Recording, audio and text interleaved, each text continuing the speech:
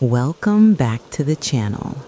If you're here late at night looking for a story to drift off to, you're in the right place.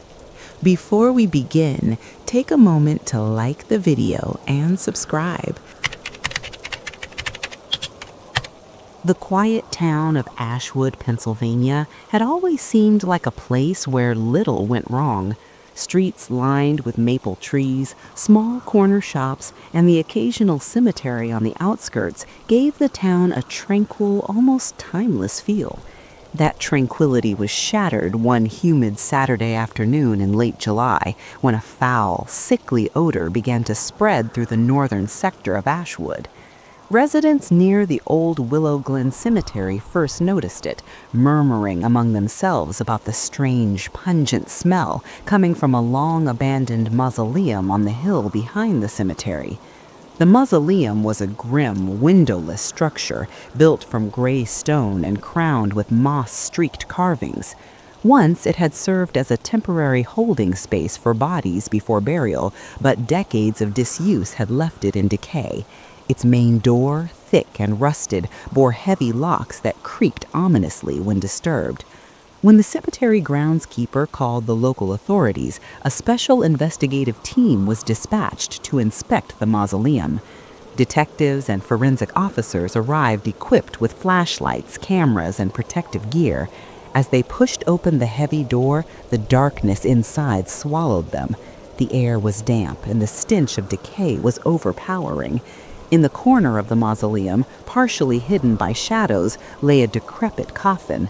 Inside, they discovered the body of a young girl, long dead, her remains badly decomposed. From the first glance, it was clear this was no ordinary death. The body bore extensive trauma. Her limbs were contorted unnaturally, with marks indicating blunt force injuries, and deep cuts ran along her torso.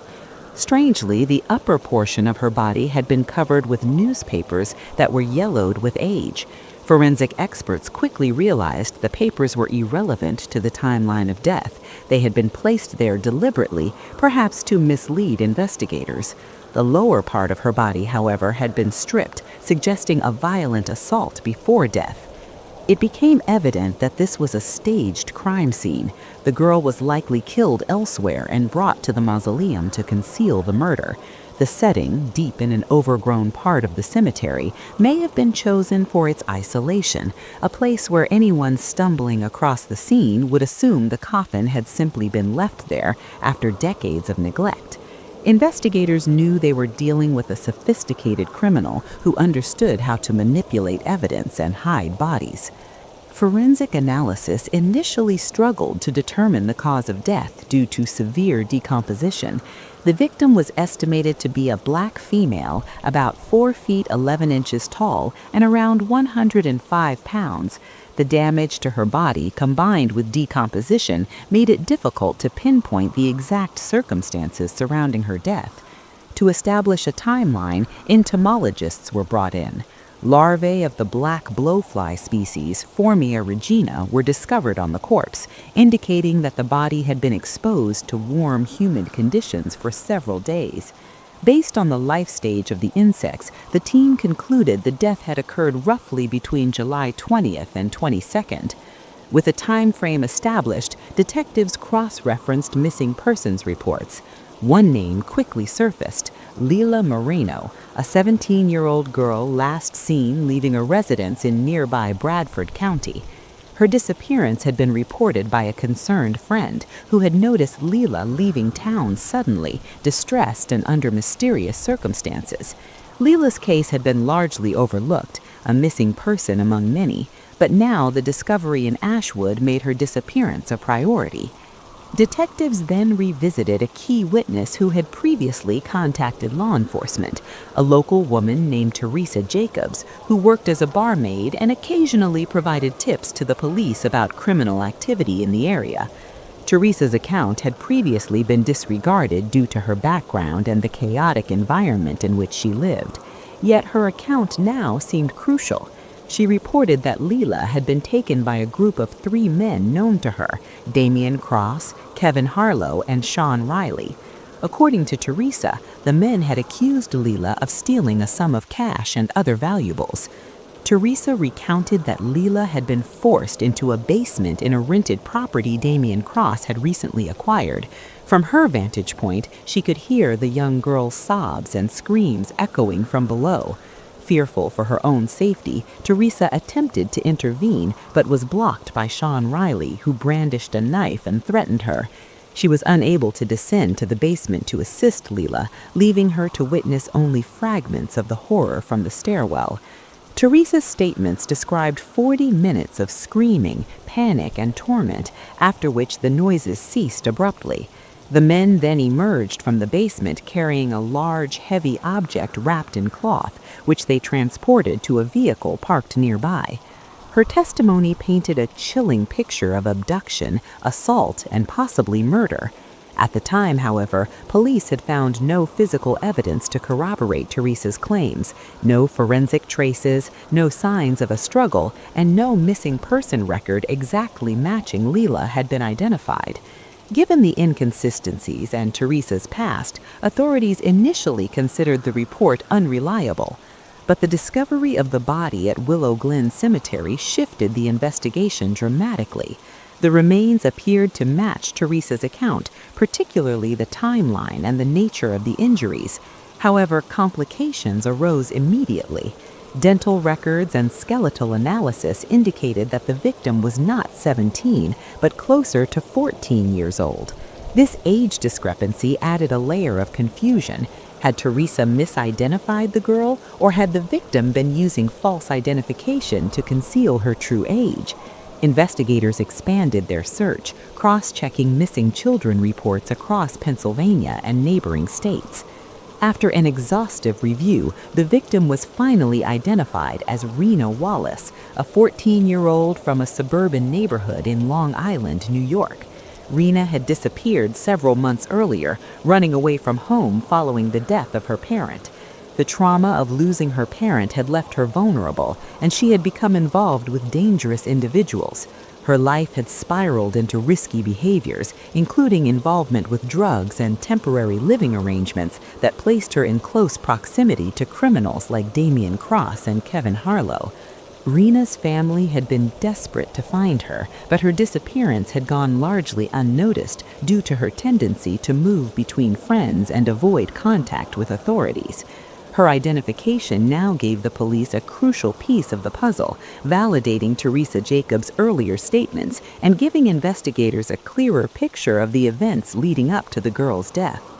Police returned to Teresa's account in greater detail. She had described the basement encounter with disturbing clarity. Leela, or in reality Rena, had been held for a significant period during which she was tortured with blunt and sharp implements. Kitchen utensils and household items had been used as instruments of intimidation or assault. Although Teresa had not witnessed the full extent of the abuse, forensic examination of the mausoleum revealed remnants suggesting that some implements had been transported from the basement to the cemetery, possibly for staging or disposal purposes. One of the most significant discoveries came when officers excavated the soil around Rena's coffin. Amid the debris, they found a hardened piece of chewing gum with a distinct bite mark. Nearby, a recognizable wrapper for a popular cinnamon-flavored gum, Fire Red, was partially preserved. The bite mark was sent for forensic dental analysis. When compared with records of known associates of the suspected group, the bite pattern matched Damien Cross, one of the primary suspects identified by Teresa Jacobs. Though initial DNA testing was inconclusive due to the degradation of genetic material in the chewing gum, dental experts confirmed the bite mark's alignment with Damien's teeth. This evidence, combined with Teresa's testimony, linked him to the scene beyond reasonable doubt. Investigators then prepared to bring in the other suspects, Kevin Harlow and Sean Riley, focusing on their roles in abduction, transportation, and concealment of the body. As the forensic net closed in, authorities began reconstructing Rena's final hours. From the initial abduction in Bradford County through her time in the basement and ultimately to the mausoleum at Willow Glen Cemetery, the investigators could piece together a sequence of actions that exposed both premeditation and cruelty. Each small detail, footprints, soil traces, utensil residues, and the gum helped corroborate Teresa's statements, transforming them from questionable anecdote to credible testimony. The stakes were high. Rena Wallace's death was not only a tragic loss, but also an opportunity to dismantle a criminal operation exploiting vulnerable youths. Investigators knew that cross-referencing the evidence, obtaining witness statements, and building a forensic narrative were critical steps toward achieving justice. Even as doubts about the victim's initial identification had complicated the case, the meticulous work of the forensic team began to reveal a horrifying but clear chain of events, pointing toward culpable individuals and a criminal network capable of extreme violence. The investigators had confirmed Rena Wallace's identity, linked Damian Cross to the crime scene, and established a pattern of premeditated abuse and concealment. Yet the investigation was far from over. The complexity of the case, false identities, multiple accomplices, and the use of secluded locations for concealment meant that the pursuit of justice would demand patience, forensic precision, and courage from everyone involved. The stage was set for a high-stakes pursuit of accountability where every detail could tip the scales of justice toward resolution. After confirming Rena Wallace's identity and linking Damian Cross to the mausoleum at Willow Glen Cemetery, the Ashwood Police Department intensified its investigation. Detectives knew that to build a prosecutable case, they needed more than circumstantial evidence. They needed physical proof, witnesses, and a clear narrative of how Rena had been abducted, tortured, and murdered. The case was already high profile, drawing attention from both local media and the state's Bureau of Investigation, which offered additional forensic resources. The first step was to revisit the property where Rena had been held. The basement in question belonged to a rental home Damian Cross had occupied with two associates, Kevin Harlow and Sean Riley. Officers approached the house carefully, mindful that the suspects might have destroyed or hidden evidence. When they entered, they found the basement in disarray, but subtle traces of the horrific events remained. Scuff marks on the concrete steps suggested a struggle, while faint bloodstains, largely cleaned, hinted at violence that had occurred. Investigators began collecting samples, photographing everything meticulously. Even small details like the placement of furniture or remnants of discarded cleaning rags could tell a story about how Rena had been restrained, moved, or threatened. One corner of the basement revealed a collection of everyday household items, a coat hanger, a pair of scissors, a few electrical cords that, when analyzed, could potentially link them to injuries observed on the victim's body. Forensic technicians bagged these items for further examination, knowing they could be crucial in court. Meanwhile, detectives focused on Teresa Jacobs, the barmaid who had initially reported the crime. Though her credibility had previously been questioned, the emerging evidence validated her account. Officers conducted lengthy interviews, asking her to recall every detail, from the timing of events to the actions of each suspect. She described the moments she heard Rena's cries in the basement, the hesitation and fear that kept her from intervening, and the moments she observed the men carrying the heavy sack that ultimately contained the victim's body. Teresa's information helped establish a timeline. According to her, Rena had been abducted around 4:30 p.m. on July 20th. She had been confined in the basement for roughly 40 minutes, during which she was assaulted with blunt and sharp instruments. While Teresa did not witness the full scope of the abuse, the cries and noises she heard indicated prolonged suffering. The investigators now had a window of time to cross-reference movements of the suspects. Surveillance footage from nearby streets and traffic cameras, coupled with phone location data, allowed them to confirm the suspect's presence in Ashwood on the day in question. A breakthrough came when forensic experts analyzed the hardened chewing gum found near Rena's coffin in the mausoleum. The dental comparison conclusively matched Damian Cross. Even though DNA extraction was inconclusive due to degradation, the bite mark provided compelling evidence linking him to the crime scene. Experts also noted that the gum was partially embedded in soil matching the mausoleum grounds, further connecting Damien to the body's final location. With this evidence, the police began constructing their case against all three suspects. While Damien was identified as the primary perpetrator, Kevin Harlow and Sean Riley were implicated as accomplices. Investigators suspected that Harlow had assisted in restraining Rena and transporting her to the basement, while Riley's role appeared to be one of intimidation, preventing any interference from witnesses like Teresa. Each piece of evidence, the basement traces, the utensils, the bite-marked gum, helped weave a narrative that could withstand legal scrutiny. The police also employed digital forensics. Damien Cross had been careless with his phone records and online activity, leaving traces of communication with Harlow and Riley. Investigators recovered text messages and social media exchanges that revealed planning and coordination prior to Rena's abduction. One message in particular stood out, a note from Damien to Harlow saying, "Make sure she doesn't run, keep it quiet."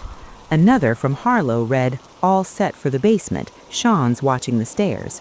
These messages provided direct evidence of intent and premeditation. Despite the mounting evidence, the case was complicated by the involvement of multiple jurisdictions. Rena had lived in New York, disappeared in Bradford County, Pennsylvania, and was ultimately found in Ashwood. Coordinating across state lines required close cooperation between Ashwood PD, the Pennsylvania Bureau of Investigation, and New York authorities. Task forces were established, allowing forensic data, witness testimony, and criminal records to be shared seamlessly. This collaboration became critical in tracking the movements of Damien, Harlow, and Riley before, during, and after the crime. The investigation team also revisited the timeline of Rena's life leading up to the abduction. Interviews with family, friends, and neighbors revealed that after her father's death, she had become increasingly vulnerable. She had distanced herself from her family, often staying with acquaintances involved in illegal activities. This background explained how she came in contact with Damien Cross and his associates, making her a target for coercion and manipulation. Police sought to demonstrate that the suspects had deliberately preyed on her vulnerability, strengthening the case for aggravated charges. To reinforce the forensic findings, the investigators requested a reconstruction of the mausoleum scene. Using photographs, soil samples, and the placement of the coffin, they were able to simulate the body's positioning and the sequence of events leading to its concealment. This simulation helped confirm that the body was not killed at the cemetery, but moved there after death. The use of newspapers to cover the upper torso was analyzed and interpreted as an attempt to mislead investigators about the timing and circumstances of death. As the case progressed, investigators focused on the suspects' individual roles. Damien Cross, identified as the ringleader, had orchestrated the abduction, administered the assault, and planned the concealment. Kevin Harlow was implicated in direct physical abuse, using household items to inflict injuries on Rena. Sean Riley, while not directly participating in the assault, was found to have facilitated the crime by controlling witnesses and ensuring no interruptions occurred. This clear delineation of responsibilities allowed prosecutors to pursue multiple charges, ranging from first-degree murder to conspiracy and obstruction of justice. Further forensic analysis examined the injuries on Rena's body.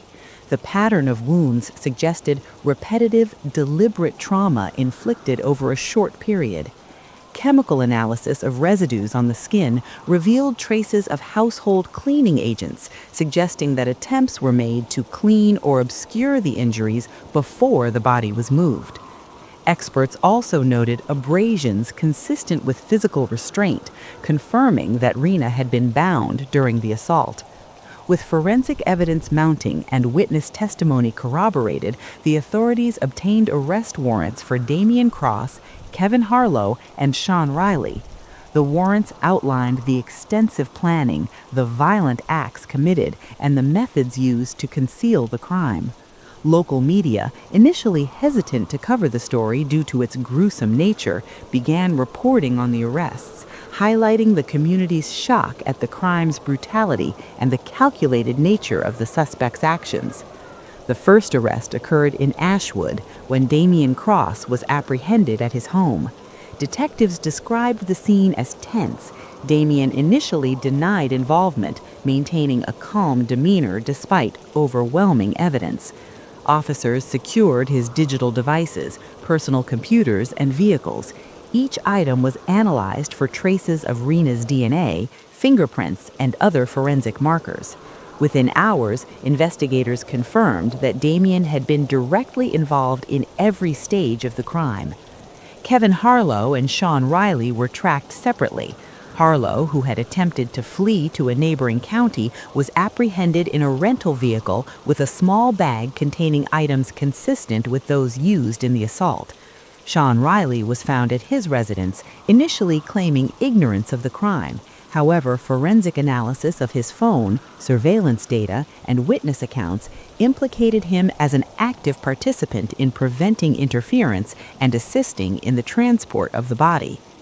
As the arrests concluded, the team prepared for the legal proceedings. Evidence packages were meticulously compiled, combining forensic findings, witness statements, digital communications, and crime scene simulations. The goal was to present a cohesive narrative that would withstand legal challenges while demonstrating the calculated, premeditated nature of the crime. Prosecutors emphasized the coordinated cruelty of the suspects, highlighting how each played a specific role in Rena Wallace's abduction and death. The impact of the case on Ashwood was profound. Community leaders organized memorials for Rena, highlighting the importance of protecting vulnerable youth. Police departments across the state began reviewing procedures for missing persons, emphasizing the need to take early reports seriously, even from witnesses with complicated backgrounds. The case underscored the dangers faced by teenagers estranged from family and the critical importance of forensic science in solving violent crimes.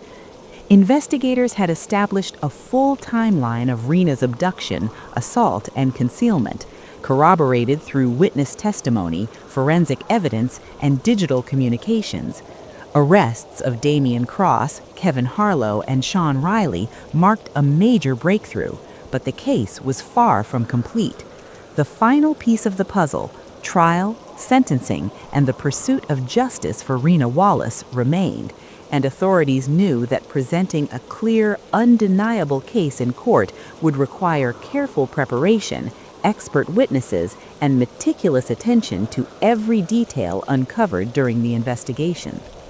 The courtroom was tense the day the trial of Damian Cross, Kevin Harlow, and Sean Riley began. Media vans lined the street outside the Ashwood County Courthouse, a reminder of how deeply this crime had shaken the community. Inside, the atmosphere was heavy with anticipation. Relatives of Rena Wallace, friends, and concerned citizens filled every available seat, each carrying a mix of grief, anger, and hope that justice would finally be served. The prosecution opened the trial with a meticulous presentation of evidence, beginning with the gruesome findings at Willow Glen Cemetery.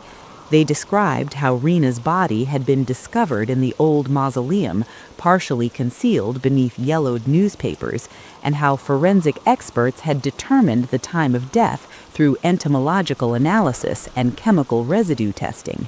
The details were horrifying, but necessary to paint the picture of the calculated cruelty inflicted upon her. Next, the prosecution called Teresa Jacobs to the stand. Despite her initial shaky credibility, her testimony proved critical. She recounted the day she had overheard Rena's cries, her fear of the armed Sean Riley, and the moments she observed the suspects carrying the heavy sack containing the victim's body. Each recollection, corroborated by surveillance footage and forensic evidence, helped establish a clear timeline of events. The jury listened intently, noting how Teresa's observations aligned perfectly with the physical evidence collected from the basement and the cemetery. Forensic experts followed, presenting detailed findings from the basement where Rena had been held. They demonstrated how everyday household items, coats, cords, scissors were used as instruments of torture, inflicting repetitive trauma that had left lasting wounds. Chemical analysis revealed attempts to obscure evidence, further indicating premeditation. Bite mark analysis of the chewing gum found near the mausoleum conclusively linked Damien Cross to the final scene. The prosecution emphasized that even attempts at concealing the crime only highlighted the calculated nature of their actions. Digital forensics played a crucial role. Experts demonstrated messages between Damien and Kevin, such as, "Keep her quiet, don't let anyone see," and "Sean's watching the stairs." Texts and social media communications established intent and coordination, reinforcing the narrative that this was a deliberate and premeditated act, not an impulsive crime. The jury could see the planning, the systematic cruelty, and the way each suspect had a specific role in the abduction, assault, and concealment of Rena. During the defense, Kevin Harlow and Sean Riley attempted to downplay their involvement. Harlow claimed he had been coerced by Damien and that he had only assisted reluctantly. Riley argued that he had never directly harmed Rena and had merely followed instructions to prevent interference. Their defense lawyers stressed that neither had inflicted the fatal blows, attempting to shift the perception of primary responsibility solely to Damien Cross. However, the prosecution countered decisively. Witnesses, forensic evidence, and digital traces painted a clear picture that all three had played active roles. Even Riley's presence at the basement door, armed and controlling the witness, constituted complicity. The use of utensils in the assault and the transport of the body demonstrated that Harlow and Riley were integral to the crime, making their defense claims weak against the mounting evidence. The courtroom also reviewed Rena's life before the crime. Her family described her struggles after her father's death, her distance from family, and her involvement with dangerous acquaintances. While the defense tried to paint her choices as contributing factors, the prosecution framed it as a cautionary tale. Vulnerable youth are preyed upon by those seeking control and power. They emphasized that the responsibility for the crime rested entirely on the perpetrators. Expert testimony included detailed injury reconstructions. Medical examiners described the trauma to Rena's body, including deep abrasions, chemical burns, and blunt force injuries consistent with electrical cords and household tools. Each injury was explained in the context of a deliberate, prolonged assault designed to intimidate, control, and ultimately kill Rena. Experts also highlighted the psychological component. Rena had been conscious during much of the attack, her cries heard by witnesses, reinforcing the cruelty of the act. One particularly chilling moment came when digital evidence was presented showing coordinated planning among the three men. Maps, location data, and timestamps illustrated their movements before and after the abduction. It became evident that the crime had not only been planned, but also executed with careful attention to avoiding detection. The jury could see how every step, from abduction to concealment, was deliberate. Damien Cross eventually took the stand, his demeanor calm, almost defiant. Unlike his co-defendants, he did not attempt to deny involvement. Instead, he displayed a chilling lack of remorse, occasionally smirking when discussing the planning of the abduction. Prosecutors highlighted his behavior, arguing that his lack of empathy made him particularly dangerous and underscored the premeditated nature of the crime. Throughout the trial, the prosecution also examined the psychological impact on Rena Wallace. Psychologists testified about the trauma she had endured, the fear she had experienced, and the terror of being restrained and assaulted. They emphasized the lasting effects of such violence on victims, even when physical death occurs, the emotional and psychological scars left behind. This testimony served to humanize Rena, reminding the jury that behind the gruesome details were a young life brutally cut short. After weeks of testimony, the jury deliberated. Each member had absorbed hours of forensic analysis, witness statements, and expert insights. The evidence was overwhelming. The planning, the abduction, the assault, and the concealment were all meticulously documented. Every attempt by the defense to minimize involvement was countered by a web of corroborated evidence. The community, following the trial closely, anxiously awaited the verdict. Finally, the jury returned. Damian Cross was convicted of first-degree murder, aggravated assault, kidnapping, and multiple counts of extortion. Damian Cross eventually took the stand, his demeanor calm, almost defiant. Unlike his co-defendants, he did not attempt to deny involvement. Instead, he displayed a chilling lack of remorse, occasionally smirking when discussing the planning of the abduction. Prosecutors highlighted his behavior, arguing that his lack of empathy made him particularly dangerous and underscored the premeditated nature of the crime. Throughout the trial, the prosecution also examined the psychological impact on Rena Wallace. Psychologists testified about the trauma she had endured, the fear she had experienced, and the terror of being restrained and assaulted. They emphasized the lasting effects of such violence on victims, even when physical death occurs, the emotional and psychological scars left behind. This testimony served to humanize Rena, reminding the jury that behind the gruesome details were a young life brutally cut short. After weeks of testimony, the jury deliberated. Each member had absorbed hours of forensic analysis, witness statements, and expert insights. The evidence was overwhelming. The planning, the abduction, the assault, and the concealment were all meticulously documented. Every attempt by the defense to minimize involvement was countered by a web of corroborated evidence. The community, following the trial closely, anxiously awaited the verdict. Finally, the jury returned.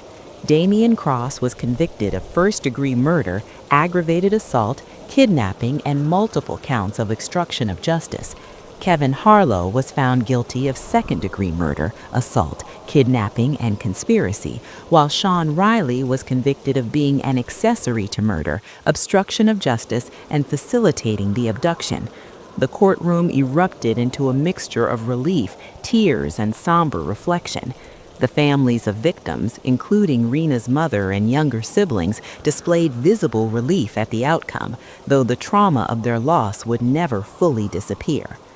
Sentencing followed shortly after. Damian Cross received life imprisonment without parole, a sentence reflecting the severity and premeditated cruelty of his crimes. Kevin Harlow also received life without parole, acknowledging his direct role in the assault and abduction. Sean Riley, giving his facilitating role, received a lengthy term of 40 years, ensuring he would remain accountable for his actions even though he had not delivered the fatal blows. The sentences sent a clear message: no level of involvement in such a heinous crime would go unpunished. The community of Ashwood slowly began to heal.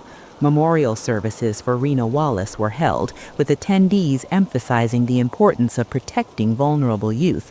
Police departments across the region reviewed protocols for missing persons, particularly those estranged from families or involved in high-risk situations. The case prompted changes in how tips from witnesses like Teresa Jacobs were handled, highlighting the need to treat every report seriously and corroborate it through evidence, no matter the witness's background.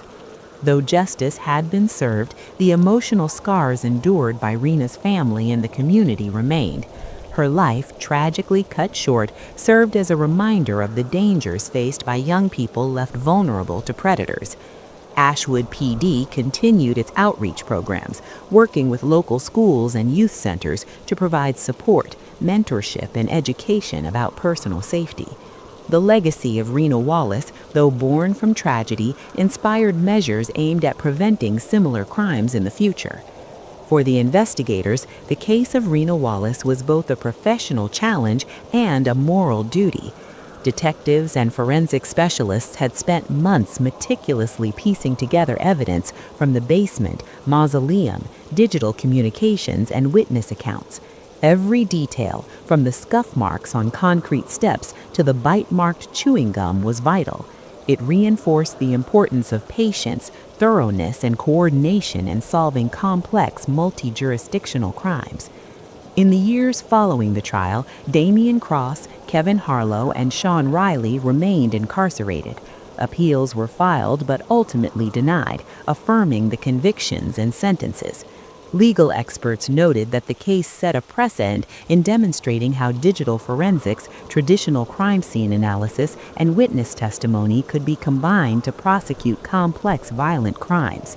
The trial became a case study for law enforcement academies and forensic science programs, showing how meticulous investigation and cross-agency cooperation could bring even the most elusive criminals to justice. Despite the legal closure, questions lingered in Ashwood. Community members and relatives of Rena Wallace grappled with the reality of her absence and the trauma inflicted upon her. Psychologists emphasized that while the perpetrators were imprisoned, healing for the family and community would take years, requiring ongoing support, counseling, and remembrance. Initiatives were launched to provide mental health services for those directly affected, including witnesses, family members, and neighbors who had been indirectly impacted by the crime. In the end, the story of Rena Wallace was remembered not just as a case of abduction and murder, but as a testament to the resilience of investigative work and the pursuit of justice. Every detail uncovered, every forensic trace analyzed, and every witness statement validated played a crucial role in bringing Damian Cross and his accomplices to justice. Though the tragedy could never be undone, the dedication of law enforcement, the expertise of forensic teams, and the courage of those like Teresa Jacobs ensured that the perpetrators were held accountable. The Willow Glen Cemetery, once the final hiding place of Rena Wallace, became a place of quiet reflection. Families, friends, and community members visited the grounds, leaving flowers and mementos to honor her memory. Monuments and plaques reminded visitors of the vigilance needed to protect the vulnerable and the enduring importance of justice. Rena's story, while harrowing, became a catalyst for change, influencing policies on missing persons, digital evidence tracking, and community safety.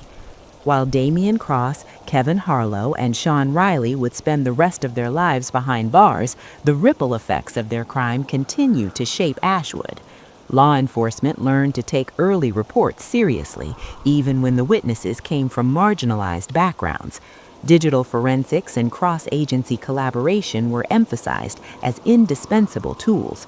Most importantly, Rena's memory became a symbol of why communities must remain vigilant, support vulnerable youth, and ensure that no crime goes unresolved. The trial, conviction, and sentencing concluded the case legally, but the story remained etched in the minds of those who followed it.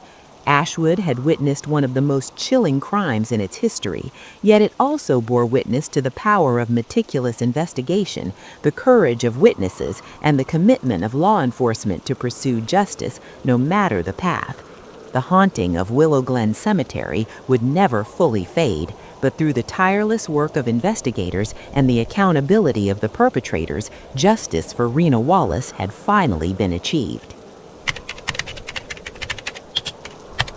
On the afternoon of August 11, 2010, in a quiet residential neighborhood outside Scottsdale, Arizona, 32-year-old Daniel Mercer stepped into the shower of his townhome, unaware that he would never step out again. Just minutes earlier, he had been relaxed, smiling, even playful. A camera flashed as he joked, posing casually, completely unaware that the person holding the lens was no longer just an ex-girlfriend. Behind her calm expression simmered something far darker: jealousy, fear of abandonment, obsession that had quietly grown out of control. What happened next would become one of the most disturbing homicide cases Arizona had seen in years. 5 days later, on August 16th, Daniel's friends began to worry. Daniel was the kind of person who never went silent. He returned calls, he showed up on time, he checked in. When messages went unanswered and emails bounced back with no reply, concern turned into dread. By that evening, a small group of friends drove to his home to check on him. From the outside, nothing looked unusual. The lights were off. His car wasn't in the driveway. They rang the doorbell, knocked, waited. No answer. Just as they were about to leave, one friend remembered something. A former roommate still had the garage code. They made the call. Minutes later, the garage door lifted. The smell hit them immediately. At first, they tried to rationalize it. Maybe spoiled food, maybe the dog. Daniel's golden retriever trotted toward them, tail wagging, unharmed. But as they moved deeper into the house, the odor intensified. Heavy, metallic, wrong. They climbed the stairs. Daniel's bedroom door was closed. They knocked. Silence. Another bedroom door opened. Evan Porter, one of Daniel's housemates, stepped out looking confused. He said he hadn't seen Daniel in days. He believed Daniel had left for a work trip to Mexico with a woman he'd been seeing on and off. Evan unlocked Daniel's bedroom door. The sight stopped everyone cold. A dark trail stained the carpet, leading straight into the bathroom. Inside the shower, they found Daniel's body, curled unnaturally, surrounded by dried blood. He had been stabbed dozens of times. His throat was deeply cut. A single gunshot wound marked his forehead. He had been dead for days. Emergency services were called immediately. While on the phone with dispatch, one friend hesitated before speaking, then said something that would change the entire investigation. "There's an ex-girlfriend," she said quietly. "Her name is Lena Cross, and she scared him." When police arrived, they found no signs of forced entry, no broken locks, no ransacking. Everything pointed to one conclusion: Daniel had let his killer inside. Blood spatter covered the bathroom walls and hallway. A bloody palm print was visible near the sink. Strands of long, dark hair were found in the shower and along the floor. In the laundry room, officers discovered something else: a digital camera stuffed inside the washing machine, soaked but not completely destroyed. It would become the key to everything.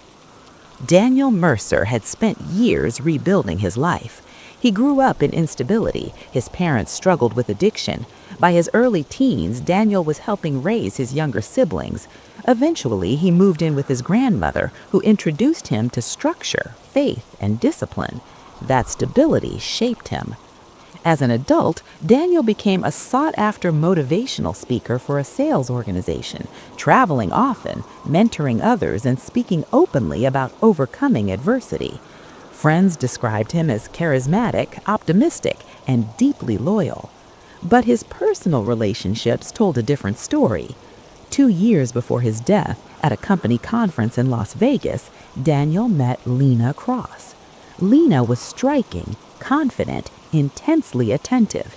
She worked in customer relations for a legal services company and had a passion for photography. When she focused on someone, they felt seen in a way that was hard to resist. Daniel noticed her immediately. They talked for hours that first night, exchanged numbers. Within days, the messages were constant. Calls stretched late into the night. Emails, photos, inside jokes. The connection was fast, intense, and consuming. Within weeks, they were intimate. Lena converted to Daniel's faith shortly after meeting him. Friends initially thought it was romantic, devoted, but others sensed something off. Her interest felt less spiritual and more strategic. 3 months later, Lena moved from Central California to Arizona, settling just minutes from Daniel's home. At first, things seemed ideal, but the shift came quietly. Lena began checking Daniel's phone, questioning female names, demanding reassurance. When Daniel didn't respond quickly, she accused him of ignoring her. When he spent time with friends, she insisted he didn't care. Her affection had a sharp edge. Daniel confided in friends that he felt suffocated, that Lena swung between adoration and anger without warning. Arguments escalated quickly, often ending with tears, apologies, and promises to change. By the summer of 2009, Daniel ended the relationship. It didn't end anything. They continued seeing each other secretly, traveling together, sharing photos, crossing boundaries they both pretended didn't matter. Lena believed they would reunite. Daniel believed he could manage the situation without confrontation. He was wrong. Friends later recalled Daniel saying Lena had shown up uninvited, that somehow she knew where he was at all times, that his tires had been slashed more than once, that anonymous emails had been sent to women he dated. He once joked nervously that Lena could appear out of thin air, but beneath the humor was fear. By mid-2010, Daniel was trying to move on. He planned a business trip to Mexico with a new woman. The invitation was deliberate, a line in the sand. Lena was not invited. Around that same time, a burglary was reported at the home of Lena's grandparents, where she had been staying. Among the missing items was a handgun. On August 9th, Lena left before dawn. She rented a car using cash, declined brightly colored vehicles, requested something neutral. She packed gas containers in the trunk. To friends, she said she was driving north to meet a colleague. She drove south instead. Daniel didn't answer her calls that night or the next morning. Eventually, he called back. They spoke twice. What was said during those calls would never be known. But on August 11th, Lena arrived at Daniel's home. They laughed, took photos, pretended briefly that nothing had changed. Then Daniel stepped into the shower, and Lena picked up a knife. Lena Cross left Daniel Mercer's house just before sunset. The neighborhood was quiet. Lawns watered automatically. Children's bikes lay abandoned in driveways. Nothing about the scene hinted at what had just happened inside the townhome. No one saw her leave. No one heard a scream. No one noticed the blood she carried with her. She drove calmly. At least, that's how it appeared later when investigators mapped her route. Several miles outside the neighborhood, Lena pulled off the road. She changed clothes inside the car, stuffing the blood-stained items into a plastic bag. Somewhere along the desert highway, she tossed them into a dumpster, along with the knife. The gun would be disposed of later, far from Arizona. She cleaned her hands with bottled water, checked her reflection in the mirror, then she kept driving. By early morning, she crossed into Utah. Later that day, she showed up at a colleague's apartment in Salt Lake City, smiling, upbeat, almost cheerful. The man, Ryan Hale, worked with Lena at the same legal services company. He noticed something immediately. Her hair was darker, not dramatically, but enough to be obvious. When he asked about it, she shrugged and said she wanted a change. He also noticed cuts on her hands. She laughed them off, said she'd broken a glass while cleaning. Nothing about her behavior suggested she had just committed a brutal murder. Back in Arizona, Daniel Mercer's absence was becoming impossible to ignore. He missed a scheduled conference call, then another. Messages piled up. Emails went unanswered. Friends debated whether to call the police, but hesitated, assuming he might be traveling or overwhelmed with work. It wasn't until August 16th that they went to his house and found him. The discovery sent shockwaves through Daniel's circle and the larger community. Police sealed off the home, and forensic technicians began working the scene piece by piece. What initially looked chaotic soon revealed a clear narrative written in blood. The attack had begun in the bathroom. Blood pooled near the shower drain. The walls bore cast-off patterns from repeated blows. Daniel had tried to escape. His bare feet tracked blood into the hallway. He made it several steps before collapsing. The sink was smeared with blood, suggesting he had leaned on it, possibly coughing, possibly trying to steady himself. The hallway carpet was soaked where his body finally fell. There was no sign of forced entry, no sign of a stranger. In the laundry room, the damaged camera became the focus of attention. At first glance, it looked destroyed, waterlogged, cracked. But forensic specialists knew better. They carefully removed the memory card and sent it to the digital recovery lab. What they recovered would become the backbone of the case. The images began innocently enough. Daniel smiling, Lena posing, intimate photos taken earlier that afternoon. The timestamps placed them together on August 11th. Then came the final images. Daniel, alive, sitting in the shower. A sudden blur. A tilted frame. Another image captured accidentally, low to the ground. A bare foot. Long dark hair at the edge of the frame. Blood visible on the tile. Then nothing. The camera had fallen during the attack. Investigators now knew without question that Lena Cross had been there, but they needed more. They canvassed Daniel's friends, co-workers, and roommates. A clear picture of Lena emerged. Obsessive, jealous, volatile, someone who struggled deeply with rejection. Phone records revealed dozens of calls and messages from Lena in the days leading up to Daniel's death. Her phone, however, went dark for nearly 18 hours during the window when the murder occurred. Cell tower pings showed nothing. It was deliberate. Rental car records confirmed she had driven more than 1,000 miles in a loop that made no sense for the trip she claimed to be on. She paid in cash, avoided toll roads, used the gas cans to refuel without stopping where cameras might capture her. Everything pointed to planning. On August 18th, Lena voluntarily contacted police. She sounded devastated, told them she'd heard about Daniel's death and couldn't believe it, said the last time she saw him was months earlier, claimed she had been in Utah at the time of the murder and that Ryan Hale could confirm it. She offered DNA and fingerprints. Investigators accepted. At that moment, she was still trying to stay ahead of the evidence. When lab results came back, the case shifted dramatically. A bloody palm print found near the bathroom sink contained a mixture of DNA, Daniel's and Lena's. Her hair recovered from the shower matched her. Her DNA was under Daniel's fingernails. There was no innocent explanation. Detectives brought Lena in for a formal interview. She appeared calm, almost relaxed.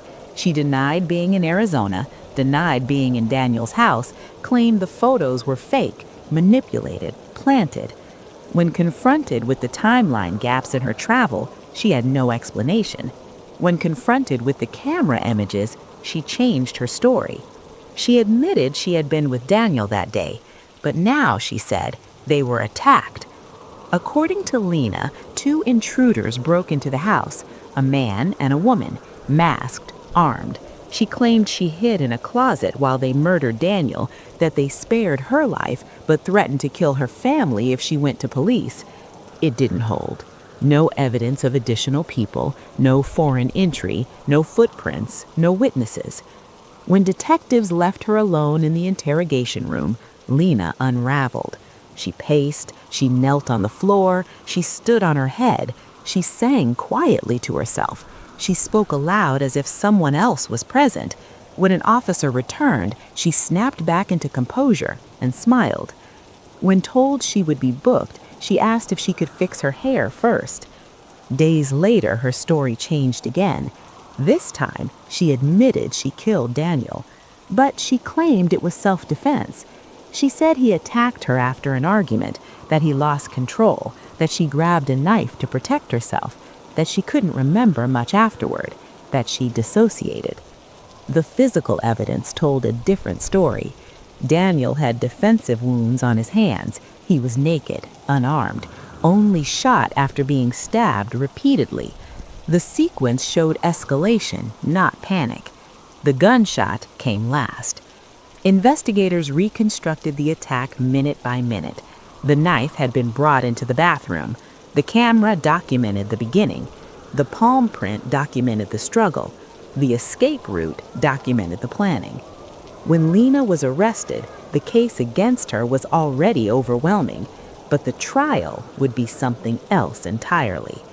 In the months leading up to court, Lena gave interviews. She proclaimed her innocence publicly, smiled for cameras, claimed the truth would come out.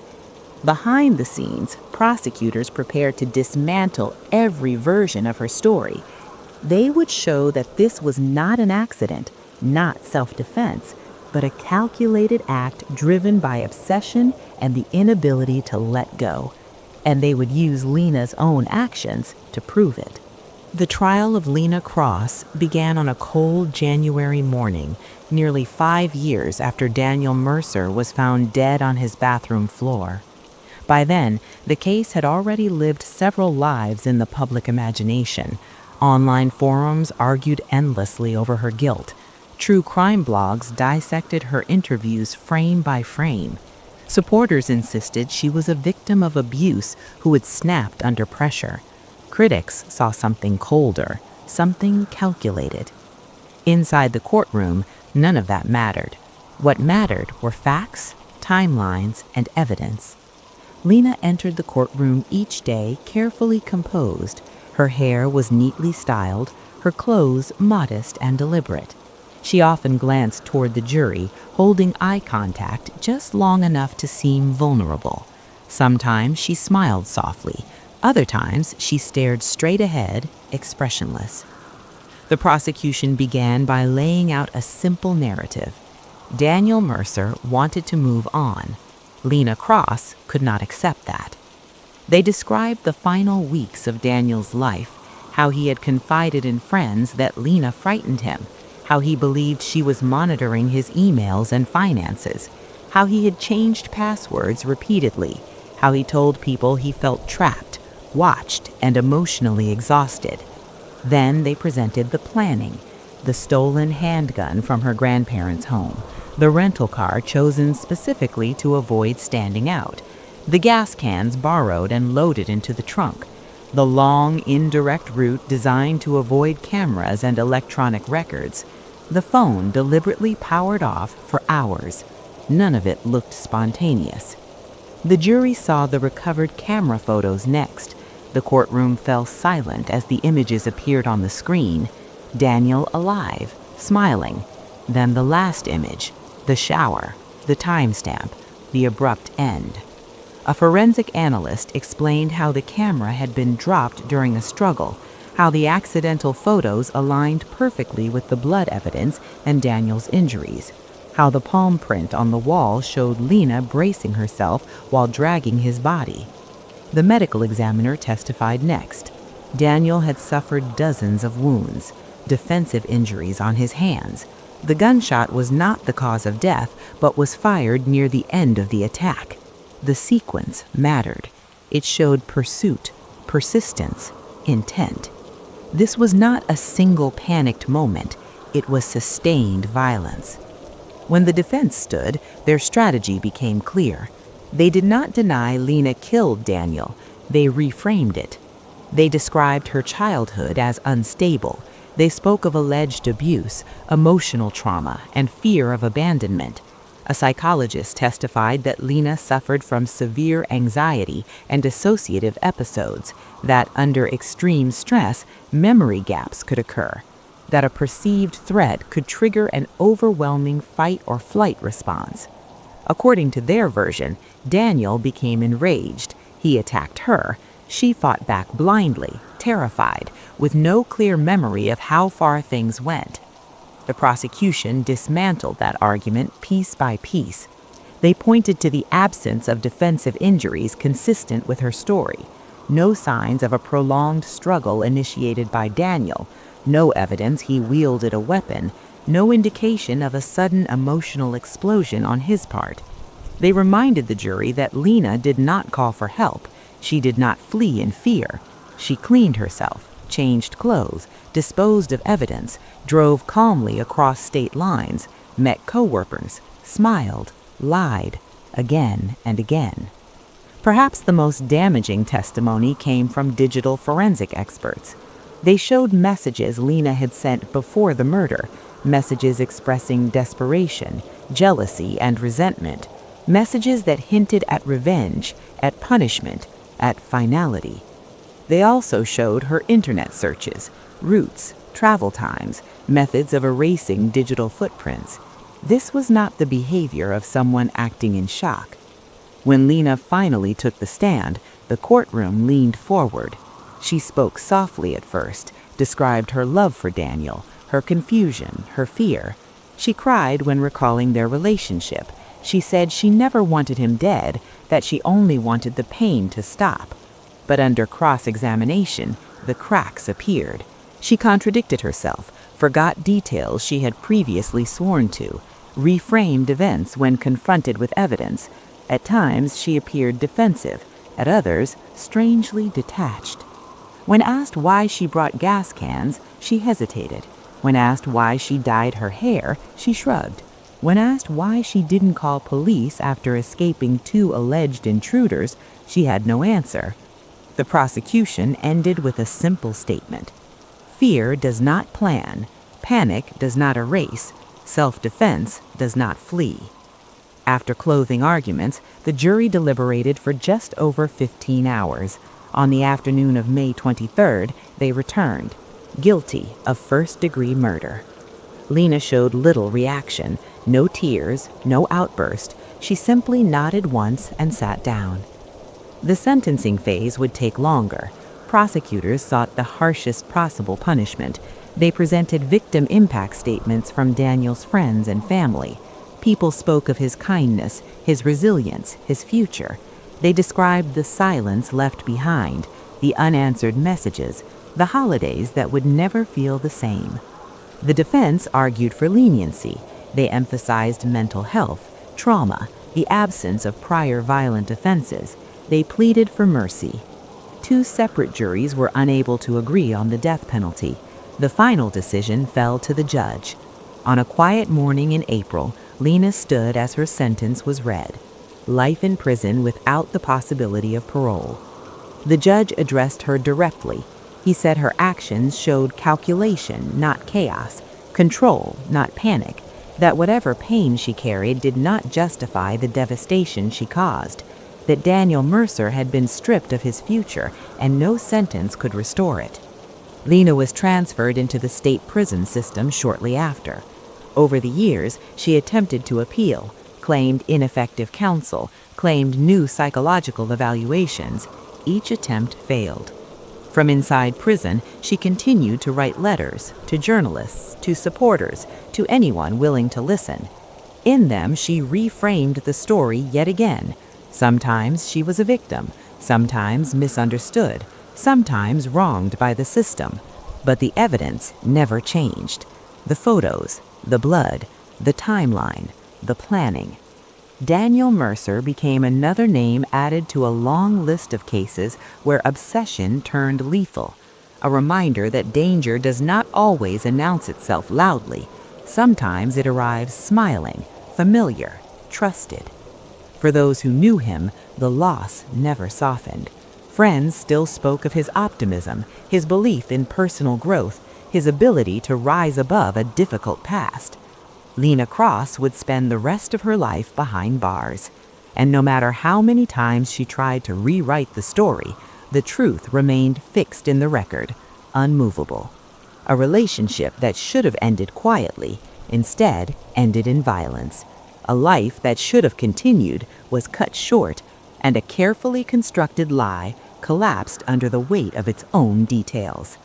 The case closed in the eyes of the law, but for those who followed it, the questions lingered, not about guilt, but about how easily love can turn into control and how dangerous obsession becomes when it refuses to let go.